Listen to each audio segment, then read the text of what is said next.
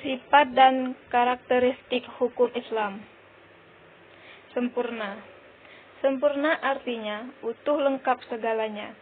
Kesempurnaan hukum Islam atau syariat dapat dilihat dengan diturunkannya syariat Islam dalam bentuk yang umum dan mengglobal permasalahannya, kecuali hal-hal yang bersifat langgeng. Nas memuat prinsip-prinsip hukum terperinci, konkret, dan teknis, misalnya masalah peribadatan, perkawinan, perceraian, dan warisan diterangkan secara terperinci. Syariat Islam dapat benar-benar menjadi petunjuk universal dengan bentuk yang umum dan global tersebut. Syariat Islam juga dapat diterima di semua tempat dan di setiap saat. Juga diharapkan hukum Islam dapat berlaku sepanjang masa. Elastis. Sifat dan karakteristik hukum Islam yang kedua yakni elastis, mudah diubah bentuknya dan mudah kembali ke bentuk asal, lentur dan luwes. Keelastisannya mencakup di segala bidang kehidupan manusia, baik jasmani maupun rohani, baik mengenai hubungan manusia dengan Tuhannya maupun hubungan interaksi sesama manusia, juga tuntunan mengenai kehidupan manusia di dunia dan di akhirat. Hukum Islam memerhatikan segala aspek kehidupan manusia, baik di bidang muamalah, ibadah, jinayah, siasah, dan bidang-bidang lainnya. Namun segala aturan yang diatur oleh hukum Islam itu tidak berarti pula menjadikan hukum Islam memiliki dogma yang kaku atau beku, keras, dan memaksa. Nah, membuka peluang untuk memanfaatkan akal guna beristihad dan memilih cara-cara yang paling sesuai bagi pelaksana dan sesuai pula dengan keadaan. Universal. Universal atau alami berarti umum, berlaku untuk semua orang atau untuk seluruh dunia, bersifat melingkupi seluruh dunia. Ini berarti hukum Islam itu tidak dibatasi oleh lautan maupun batasan suatu negara. Bukti yang menunjukkan bahwa hukum Islam itu mempunyai sifat universal atau tidak harus dikembalikan kepada Al-Quran. Universal, hukum Islam ini dinyatakan oleh Al-Quran sendiri yang berbunyi,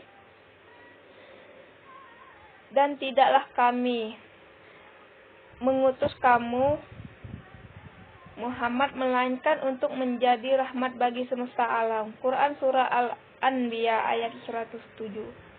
Dan kami Allah tidak mengutus kamu Muhammad melainkan kepada umat manusia seluruhnya sebagai pembawa berita gembira dan sebagai pemberi peringatan, tetapi kebanyakan manusia tidak mengetahuinya. Quran Surah Al-Sabah ayat 28. Kedua ayat Al-Quran di atas menyatakan bahwa syariat yang dibawa oleh Nabi Muhammad bukanlah dikhususkan untuk orang Arab saja, namun berlaku bagi seluruh umat manusia yang ada di seluruh dunia. Dinamis. Dinamis dalam KBBI dijelaskan, makna dari kata dinamis adalah penuh semangat dan tenaga sehingga cepat bergerak dan mudah menyesuaikan diri dalam keadaan dan sebagainya. Kedinamisan hukum Islam terletak pada dasar-dasar yang menjadi dasar dan tiang pokok bagi hukum. Dasar-dasar dan pokok-pokok itulah yang menjadi sumber kekuatan, kelemahan, kemudahan, dan kesukaran dalam menetapkan hukum Islam. Sesuai dengan tabiat manusia yang tidak menyukai beban dan membatasi kemerdekaannya, sehingga manusia memerhatikan beban hukum Islam dengan sangat hati-hati. Manusia tidak akan bergerak untuk mengikuti perintah jika perintah itu tidak dapat menawan hatinya atau mempunyai daya dinamika. Syariat Islam dapat menarik manusia dengan amat cepat dan manusia bisa menerimanya dengan ketetapan hati.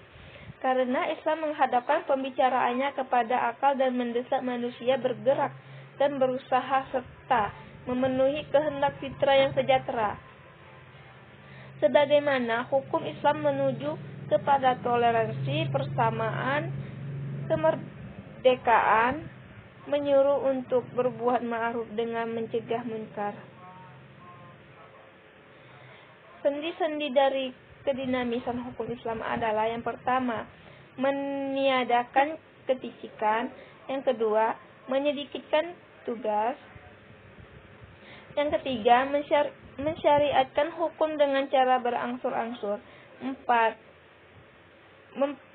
memerhatikan kemaslahatan manusia; yang kelima, mewujudkan keadilan yang merata. Sistematis. Syariat Islam bersifat sistematis, artinya ia mencerminkan sejumlah doktrinnya, bertalian dan berhubungan di antara satu dengan lainnya secara logis. Beberapa lembaganya saling berhubungan satu dengan lainnya. Perintah sholat di dalam Al-Quran selalu diiringi dengan perintah menunaikan zakat. Perintah untuk makan dan minum diiringi dengan kalimat, tetapi jangan berlebih-lebihan. Demikian pula dengan lembaganya. Pengadilan dalam Islam tidak akan memberikan hukum potong tangan bagi pencuri bila keadaan masyarakat sedang kacau dan terjadi kelaparan. Tidak akan memberikan hukuman rajam bagi pezina dan kebiasaan berpakaian yang belum diterapkan sebagaimana yang dikehendaki oleh hukum Islam itu sendiri.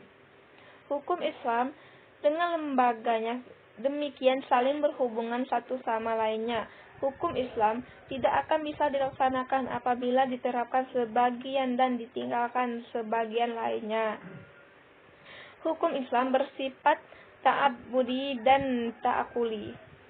Al-Syafi'i menyatakan bahwa ta'abbudi adalah sesuatu di mana tujuan hukum dalam melembagakan hukum untuk membebaskan mukallaf dari perintah-perintah hawa nafsunya, hawa agar dia menjadi hamba Tuhan dengan sukarela ikhtiar, sebagaimana dia juga hamba Tuhan secara alamiah, ikhtiraran secara terpaksa. Sedangkan ta'akuli adalah sebaliknya, bersifat ta'abudi. Lebih jelasnya, ta'abudi adalah suatu bentuk ibadah yang tujuan utamanya untuk mendekati diri kepada Allah, yakni beriman kepadanya dan segala konsekuensinya berupa ibadah yang mengandung sifat ta'abudi murni. Artinya, maka ide dan konsep yang terkandung di dalamnya tidak dapat dinar khairu maqula almana atau suprarasional. Manusia harus menerima apa saja yang telah ditetapkan oleh syariat. Contohnya, sewaktu Umar melaksanakan haji bersama Rasulullah, Rasulullah mencium batu Hajar Aswad. Melihat hal itu, berucaplah Umar, R.A., kamu hanyalah sebuah batu. Jika aku tidak melihat Rasul menciummu, niscaya tidak akan aku lakukan hal ini. Bersifat ta'akuli. Kedua, yakni ta'akuli berbentuk dalam bidang muamalah. Ta'akuli ini bersifat duniawi, yang maknanya dapat dipahami oleh nalar, makula al-makna, atau rasional. Maka manusia dapat melakukannya dengan bantuan nalar dan pemikiran manusia. Ilat dari muamalah yang bersifat ta'akuli dapat dirasionalkan dengan melihat ada maslahat atau mudarat terkandung di dalamnya. Suatu dilarang karena ada kemudaratan di dalamnya dan diperintahkan karena ada maslahat di dalamnya. Sekian dan terima kasih dari saya. Wassalamualaikum warahmatullahi wabarakatuh.